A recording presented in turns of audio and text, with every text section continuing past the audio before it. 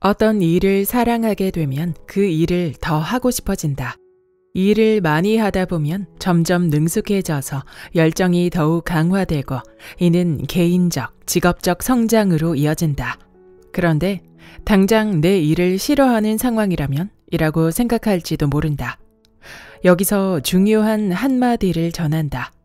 어떤 일이라도 사랑하는 법을 배울 수 있다. 안녕하세요. 따뜻한 책 한 잔입니다. 오늘 여러분에게 읽어드릴 책은 내 안의 무한 동기를 깨워라. 지은이 스테판 포크, 옮기니 김미정, 발행 RH 코리아, 발행일 2024년 2월 21일입니다. 당신이 다스려야 할 것은 게으른 마음뿐이다. 전 세계 유수의 기업, 조직, 리더들의 성과 코치이자 동기부여 전문가로 수십 년간 일해온 저자 스테판 포크의 내 안의 무한 동기를 깨워라. 이 책의 원제인 내재적 동기, Intrinsic Motivation이란 외부의 보상이 아닌 자신의 만족을 위해 몰입하는 인간 내면의 본질적인 힘을 말합니다. 저자는 인간은 오직 자신을 위해 일할 때 가장 높은 곳까지 갈 수 있다고 믿으며 이러한 자발적인 동기부여가 이 세상 모든 성취의 열쇠임을 수십 년간 증명해 왔습니다. 당신의 일과 생활에 새로운 활력을 불어넣고 싶다면 이 책이 유용한 해결책이 되어줄 것입니다. 그럼 지금부터 본문 일부를 낭독해 드리겠습니다. 이 일을 사랑스럽게 만드는 비결. 아이들은 자연스럽게 흥미를 느낀다. 학교 생활을 하면서 타고난 성향이 망가지기 전까지 아이들은 선천적으로 재미를 누릴 방법을 알고 있고 자기가 하는 모든 일을 사랑한다. 아이들에게 나무 막대기를 하나 주고 어떻게 갖고 노는지 지켜보라. 조금 있다가 그게 뭐냐고 물어보라. 그러면 자동차 또는 로켓이라는 답을 듣게 될 것이다. 아이들은 공상과 상상뿐만 아니라 전념할 줄 아는 무한한 능력도 지녔다. 전념은 예술가나 운동선수들이 경험하는 정신 상태에 가깝다. 간단히 말해 몰입은 시간과 공간에 대한 감각을 모두 잃어버릴 정도로 무언가에 집중할 때를 가리킨다. 이러한 경험은 그 자체가 보상이 된다. 이와 연관된 최종 목표라든가 결과는 덤에 불과하다. 영감 어린 예술작품을 만들거나 흠잡을 데 없는 운동 기량을 발휘할 때 느끼는 만족감을 상상해보라. 하지만 칙센트 미하이가 지적했듯이 즐거움을 느낄 만한 대다수 활동은 자연스럽지 않다. 그것들 모두 처음에는 쉽지 않은 노력을 요구한다. 어떤 활동들은 세심한 주의가 따르는 노고를 기울일 때에야 비로소 몰두할 수 있다. 일은 끝없이 몰두할 기회를 제공한다. 왜 그럴까? 일은 너무도 풍부하고 복잡하기 때문이다. 여러분이 생계를 위해 수행하는 일이 무엇이든 간에 그 일은 여러분을 실험하고 혁신하며 새로운 것들을 배우고 새로운 경험을 찾아 나서며 주변 사람과의 관계를 더 깊이 이해하고 각양각색의 문제를 해결할 방법을 배울 수 있는 거의 무한한 기회를 제공한다. 그렇다면 대다수 직업인이 자신의 일을 두루 사랑하고 즐기기가 그토록 어려운 까닭은 무엇일까? 아이와 달리 성인은 호기심과 몰두하는 능력을 가꾸고 일하는 방식을 개선하겠다고 의식적으로 노력해야 한다. 이는 신중한 사고를 필요로 한다. 신중한 사고가 까다로운 데는 이유가 있다. 인간의 주요 생존 전략은 늘 잉여 에너지를 보존하는 것인데 이는 우리를 게으르게 만든다. 우리는 신중하게 생각하는 대신 습관에 따라 움직임으로써 많은 에너지를 보존한다. 생각하는 데 드는 에너지가 얼마나 되기에 그럴까? 평균적인 마라톤 참가자는 약 1000칼로리 이상을 소비한다.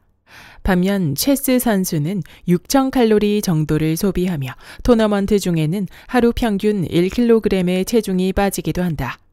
이처럼 사고 활동은 막대한 에너지를 소비하지만 자기 일을 사랑하는 데 결정적인 요소라는 점을 고려해서 이 책은 더 적은 에너지로 더 수월하게 마음을 다스림으로써 직업 생활에서 신중하게 생각하고 행동하게 만들어줄 입증된 도구와 단계별 접근법을 제공할 것이다. 그러니 일에 관해 불평하거나 지루해하는데 더는 시간을 낭비하지 마라. 다만 여러분의 일이 인생에서 얼마만큼의 시간을 차지하는지 생각해보라. 그 모든 시간을 흥미로운 방식, 즉 진화와 성장 속에서 자신을 흐뭇하게 여기게 만드는 방식으로 보내고 있지 않다면 자기 학대나 다름없다. 이제 그런 고루한 자세에서 벗어나자. 이 책을 활용해 직업인으로서 여러분이 걷는 길의 방향을 끊임없는 성장, 흥미, 목표 달성의 모험적으로 바꿔보라. 이를 실행할 끝없는 기회를 제공하는 것이 바로 일이다. 여러분의 일을 사랑하는 법을 배워라.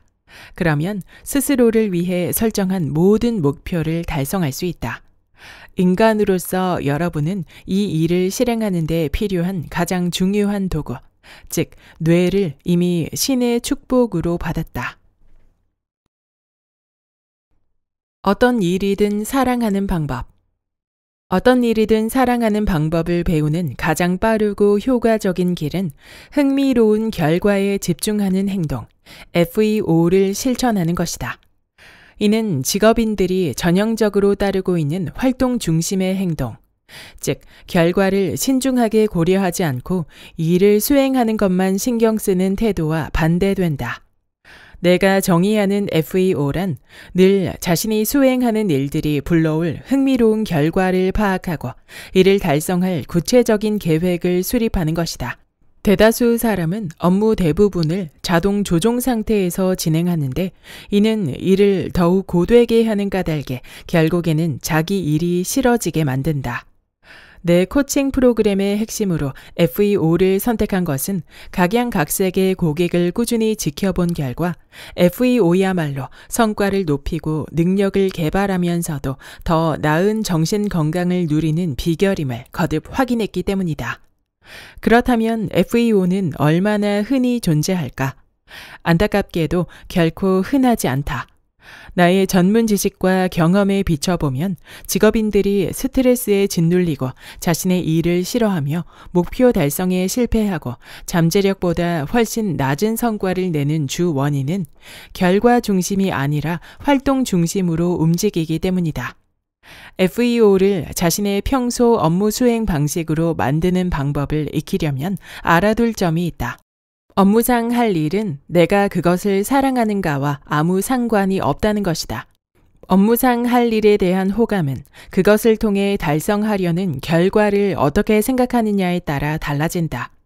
흥미로운 결과가 예상될수록 그 활동을 가장 잘 수행할 방법을 궁리하는데 많은 시간을 들일 것이다.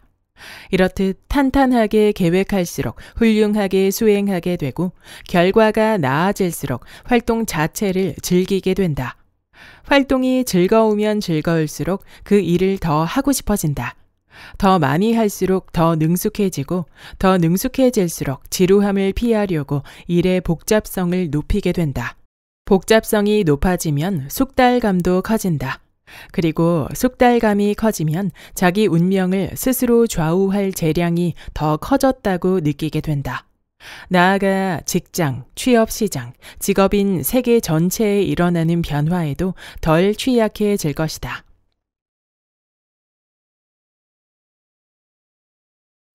기대감과 함께 출근하고 이야깃거리와 함께 퇴근하라. 뇌 회로를 재조정하는 쉬운 방법 하나는 근무일에 대한 기대치를 관리하는 것이다. 더 쉬운 방법은 단순히 그게 무엇이든 흥미로운 일을 경험할 수 있다고 기대하는 것이다. 앞서 말했듯 대다수 사람은 매일의 기대나 목표를 생각지 않고 그저 아침에 일어나 직장으로 향한다. 이게 문제가 될까? 물론이다. 사람은 자신의 기대에 걸맞는 경험을 얻기 때문이다. 근무일에 대한 기대치가 전혀 없다면 평소와 다름없는 지루한 날 이상은 경험하기 어렵다. 부정적인 일을 기대하면 실제로 그런 일을 겪게 된다. 긍정적인 일을 기대했을 때도 마찬가지다. 지금까지 내가 읽어본 것 중 매우 현명한 글 하나가 있다. 아들이 1학년으로 입학했을 때 교장 선생님이 부모들에게 보낸 환영의 글이다. 여러분이 하루 동안 경험했던 긍정적인 일들을 자녀에게 꼭 말씀해 주시기 바랍니다. 어른이 된다는 것에 대해 아이들에게 긍정적인 기대치를 심어주는 것이 중요합니다. 나는 이 말을 마음에 새겼다. 매일 퇴근 후 귀갓길에 아들에게 무슨 이야기를 들려줄지 생각했다. 머지않아 내일 이맘때 또 그 다음날 아들에게 들려주었으면 하는 경험에 관해 미리 생각했다. 처음에는 주로 긍정적인 경험에 초점을 맞췄다. 이를테면 동료들에게서 들은 호평, 기대보다 잘 해낸 업무들 말이다. 하지만 시간이 지나면서 내가 마주했던 흥미로운 도전 과제도 나누기 시작했고 때로는 몇몇 실패담도 들려주었다. 이때 절대로 다른 사람을 비난하지 않으려고 주의했고 어떻게 하면 더 잘했을까 하는 내 의견도 덧붙이려고 노력했다. 여기서 내가 모든 고객에게 빠짐없이 권하는 간단한 과제를 제시한다. 하루 업무를 마칠 무렵 또는 귀가하는 동안 흥미로웠다고 느꼈던 것들을 적고 이를 저녁 식사 자리에서 나눠라. 취침 전 양치할 때는 내일 일어날 수도 있는 흥미로운 일들을 생각해보고 아침 출근 전에 이를 다시 한번 검토하자. 나는 이것이 거의 아무런 노력 없이도 직장에서의 하루하루를 특별하게 만드는 확실한 방법임을 깨달았다. 일이 너무 많다고 생각되면 우선순위를 버려라. 나를 예로 들어보겠다. 어느 시점에서든 나와 작업하는 고객은 30명 정도 된다. 그중 약 3분의 1은 매주, 또 다른 3분의 1은 격주, 나머지 3분의 1은 매월 만나 코칭을 제공한다. 이 고객들과의 모든 회의, 그리고 여기에 필요한 준비 작업까지 더하면 캘린더가 꽉 찬다. 내가 만나는 고객은 모두 역동적인 직업 환경에서 일하는 사람들이다. 그들의 환경에서는 새로운 문제와 도전 과제 및 기회들이 끊임없이 생겨나는데 이 때문에 약속 시각이 방해를 받을 때도 많다. 며칠 전 아침 CFO로 일하는 고객이 내게 전화를 걸어 이렇게 말했다. 스테판, 방금 이사회 일원에게 통지를 받았는데 CEO가 회사를 떠날 예정이라 이사회에서 저를 후보로 고려하고 싶다는군요. 이번 기회가 상당히 기대되는데요. 혹시 저의 주주 몇 분을 면담해 주실 수 있을까요? 면담 결과를 참고해 지원서를 보강해 볼 생각입니다.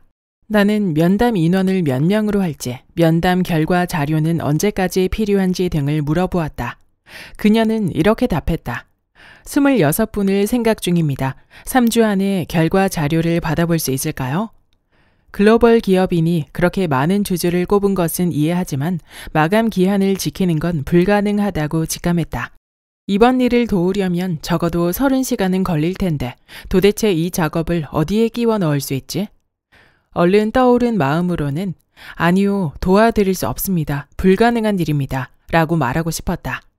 하지만 나는 불가능하다는 직감이 들 때마다 그 반응을 다스려 이건 흥미로운 상황이야. 추진해보는 동안 발전의 기회들이 있지 않을까? 라고 생각하며 마음을 조정해왔다. 결국 나는 고객에게 적절한 방법을 고민해보고 1시간 뒤에 연락해주겠다고 말했다. 나는 말한 바를 그대로 행하는 사람인지라 캘린더를 보면 내 삶을 고스란히 확인할 수 있었다. 이에 앞으로 3주간 계획된 일들을 쭉 살펴보면서 다음 질문을 고민해 보았다. 뒤로 미뤄도 되는 일은 없을까? 이는 내가 평소에는 꺼리는 방법이다. 일을 미루면 밀린 일이 산더미처럼 쌓일 위험이 있다. 스트레스와 불안을 유발하는 데다 유연하게 움직여 높은 수준의 서비스를 제공하자는 나의 포부와도 배치된다. 하지만 중요하면서도 시간상 전혀 촉박하지 않은 일 하나를 찾아냈다. 덕분에 대략 3시간이 확보되었다. 이 일들 가운데 더 현명하고 신속하게 실행할 만한 것은 무엇일까? 이 방법은 발전을 가져다 준다는 점에서 첫 번째 방법보다 훨씬 이롭다. 나는 더 효율적으로 빠르게 수행할 수 있다고 느껴지는 일을 14개 찾아냈다. 이로써 8시간이 더 생겼다. 피드백 면담 및 관련 업무를 더 효율적으로 실행할 수는 없을까? 이는 중요한 질문이자 개선 가능한 영역을 포착할 훌륭한 기회다. 평소에 나는 이런 전방위적 피드백 면담을 훨씬 앞서서 기획한다. 면담 일정을 전부 내가 짠다는 뜻이다. 그러려면 시간이 좀 걸리는데 이메일과 문자를 주고받으면 면담인 한 사람당 약 15분이 걸린다. 이와 달리 고객의 비서에게 일정 조율을 맡긴다면 면담자 26명 각각마다 15분, 총 6시간 30분이 절약되는 셈이었다. 내가 고려한 또 다른 시간은 평소 면담에 할당하는 30분이었다. 사실 대다수 면담은 이보다 빨리 끝난다. 이 점을 고려해 나는 한 사람당 면담 일정을 20분만 잡기로 했다. 이렇게 하면 26명 곱하기 10분, 총 4.3시간이 절약되는 셈이었다. 대개 한 주에 55시간으로 잡아둔 나의 시간 예산은 어떨까? 여기에 주마다 3시간을 추가했더니 9시간이 더 생겼다. 이렇게 했더니 약 20시간을 투자할 수 있었다. 내가 절약한 모든 추가 시간과 더불어 근무 주마다 3시간을 추가했더니 불가능해 보였던 일을 수월하게 완수할 수 있었다. 이후 3주는 빡빡하게 지나갔지만 약속한 것보다 하루 일찍 최종 문서를 고객에게 전달할 수 있었다. 그 다음 날에는 보고 회의를 가졌다. 일을 마쳤을 때 나는 어떤 기분이었을까? 슈퍼맨이 된 듯한 느낌이었다. 나만의 약점, 즉 어떤 일이 불가능하다는 직관적인 반응을 극복했으니 말이다. 이처럼 시간을 가지고 해결 방법을 궁리한다면 어떤 일도 불가능하지 않다. 일과 삶의 균형 맞추기. 나의 고객들 중 제일 업무 부담을 덜 느끼는 듯한 사람들은 업무만큼이나 중요한 다른 우선 사항을 적극적으로 관리하고 추구하는 이들이었다. 가족, 친구, 취미 생활 등 주제는 상관없다. 여기서 한 가지 주의할 점이 있다. 내가 말하는 고객들은 다른 우선 사항이 있다고 말만 하는 사람들이 아니다. 그들은 이것들을 적극적으로 추구한다. 이러한 태도 덕분에 그들이 더 나은 일과 삶의 균형을 누릴까? 물론이다. 하지만 이보다 훨씬 중요한 유익은 그들의 여러 기술과 자기 인식이 향상해 자신이 중요하게 생각하는 일에서도 더 큰 성과를 발휘한다는 데 있다. 왜 그럴까? 각각의 우선 사항을 다룰 때 남들보다 현명하게 접근하기 때문이다. 나는 주니어 엘리트 하키 선수들을 코치하면서 이 사실을 확인했다. 그들에게도 이중의 우선 사항이 있다. 하나는 세계적인 하키 선수가 되는 것이고 다른 하나는 성공적으로 학교 생활에 임하는 것이다. 구체적인 통계 자료는 없지만 내가 지켜본 바로 이들 중 다수는 학교 생활을 병행하지 않고 운동에 전적으로 집중하는 엘리트 하키 선수들을 능가했다. 나의 추론은 간단하다. 삶을 온전히 하키에만 쏟을 수 없다면 연습과 경기라는 목표를 극도로 신중히 대해야 할 것이다. 그래야만 하키에 기울이는 한정된 시간을 효율적으로 활용해 최대한의 결과를 얻을 테니 말이다. 가족이 있다면 함께 목표를 설정하고 효과적인 것과 그렇지 않은 것을 끊임없이 평가하라. 배우자의 삶에 각별한 관심을 기울이고 두 사람의 각자의 일터에서 직면하는 난제들을 공유하며 서로 조언을 구하라. 일과 그 외 우선사항 사이에서 건강한 균형을 세우는데 어려움을 겪고 있다면 앞서 시간 예산을 짜고 날마다 시간을 추적하라에서 소개했던 방법을 활용해보라. 이 방법과 더불어 여러분만의 일지를 작성하고 업무들의 수행 시간을 구체적으로 구획화한다면 최적의 균형을 이룰 수 있을 것이다.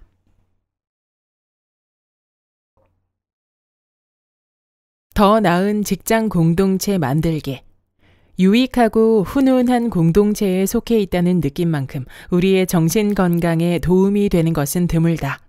다음에 세 가지를 실천하면 더 나은 공동체의 분위기를 촉진할 수 있다. 베푸는 사람이 되라. 힘들어하는 사람이 있다면 도움의 손길을 내밀어라. 누군가를 돕는 순간에는 나만의 걱정에서 잠시 벗어나게 되어 긴장이 풀어진다. 또한 누군가를 도움으로써 내가 강인하며 통제력 있는 사람이라는 기운 넘치는 피드백을 얻게 된다. 누군가를 돕는 행위는 건강에도 좋다. 한 연구에 따르면 암과 같은 중증 질환을 겪는 사람들이 남을 돕는 경험을 하면 회복률이 높아진다. 남을 돕다 보면 불안감이 줄어들고 이를 통해 면역 체계가 강화되기 때문이다. 하지만 주의하라. 남을 돕는 일은 자신의 목표와 포부에 쏟을 주의력을 빼앗을 뿐 아니라 여러분을 지치게 만들 수도 있다. 그러므로 남을 돕는 일에 할애할 시간을 정해둬라.